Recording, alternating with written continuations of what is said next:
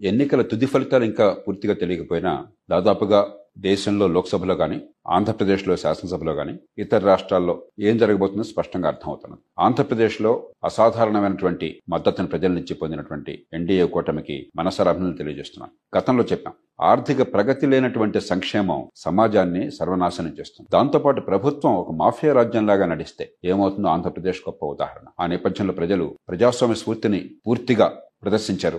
ఇక జాతీయ స్థాయిలో ఎన్డీఏ కూటమి మూడవసారి మెజారిటీ ఉన్నట్టు కనిపిస్తోంది. ఇక తుది ఫలితాలు రాకపోయినా కూడా ఇది అసాధారణ విజయం. ఎందుకంటే ఒక పేద దేశంలో ఒక ప్రభుత్వం ఆర్థిక ప్రగతి, ఆర్థిక క్రమశిక్షణ, సంక్షేమం వీటిని పాటిస్తూ మూడోసారి ఎన్నికల్లోకి రావడం చెప్పన్నది అసాధారణ విషయం. 1962 తరువాత ఏ ప్రభుత్వము 3 సార్లు నెగ్గలేదు వరుసగా. ఇక రెండోది, ప్రతిపక్షం కాంగ్రెస్ పార్టీ, వారి మిత్రపక్షాలు ఇండీ కూటమి, వారిని మనసారా అభినందించాలి. బలమైన ప్రతిపక్షం లేని ప్రజాస్వామ్యం రసహీనం అవుతుంది. ప్రతిపక్షాలకి మరింత బలం చేకూరటంతో ఎన్నికల నిర్వహణ మీద ఉన్నటువంటి అనుమానాలు, సందేహాలు, శంకలు పూర్తిగా పటాపంచలని నమ్ముతున్నాను నేను. ఇప్పుడేం చేయాలి? దేశంలో గానీ తెలుగునాట గానీ ఇలా మౌలికంగా ఆంధ్రప్రదేశ్లోనూ ఇవాళ ఆర్థిక వ్యవస్థని గట్టెక్కించాలి. అభివృద్ధి నమూనా మారాలి. మంచి ప్రమాణాల విద్య అందరికీ అందకపోయినట్టయితే ఆధునిక ఆర్థిక వ్యవస్థలు ఎలా బాగుపడతారు? ఒక్క పైసా ఖర్చు లేకుండా మంచి విద్య అందించే ఏర్పాటు చేయొచ్చు. రెండోది, మంచి ప్రమాణాల ఆరోగ్యం. మూడోది, చిన్న పట్టణాలను చేపట్టాలి. ఈ ఎన్నికల్లో డబ్బు ప్రవాహాన్ని మనం చూసాం. అందుకే ఎన్నికల వ్యవస్థలో మార్పులు కావాలి. ఎన్నికల తుది ఫలితాలు ఇంకా పూర్తిగా తెలియకపోయినా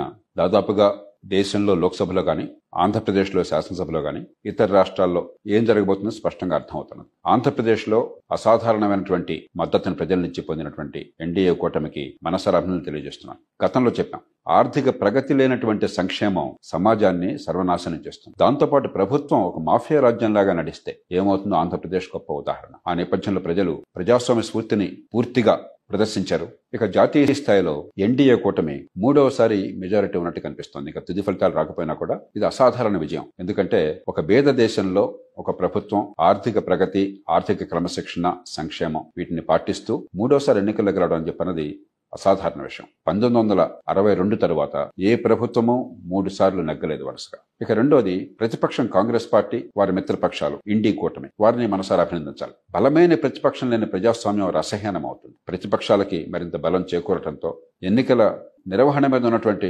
అనుమానాలు, సందేహాలు, శంకలు పూర్తిగా పటాపంచలని నమ్ముతున్నాను నేను. ఇప్పుడేం చేయాలి? దేశంలో గానీ తెలుగునాట గానీ ఇలా మౌలికంగా ఆంధ్రప్రదేశ్లోనూ ఇవాళ ఆర్థిక వ్యవస్థని గట్టెక్కించాలి. అభివృద్ధి నమూనా మారాలి. మంచి ప్రమాణాల విద్య అందరికీ అందకపోయినట్టయితే ఆధునిక ఆర్థిక వ్యవస్థలు ఎలా బాగుపడతారు? ఒక్క పైసా ఖర్చు లేకుండా మంచి విద్య అందించే ఏర్పాటు చేయొచ్చు. రెండోది, మంచి ప్రమాణాల ఆరోగ్యం. మూడోది, చిన్న పట్టణాలను చేపట్టాలి. ఈ ఎన్నికల్లో డబ్బు ప్రవాహాన్ని మనం చూసాం. అందుకే ఎన్నికల వ్యవస్థలో మార్పులు కావాలి. Hi, this is Dimple Hayathi. Please subscribe to India Glitz Telugu. Hi, నేను మీ Ravivarma.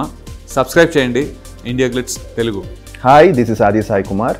Subscribe to India Glitz Telugu. Hi, this is Srinivas Vadlamani, Telugu character artist. Please subscribe India Glitz Telugu.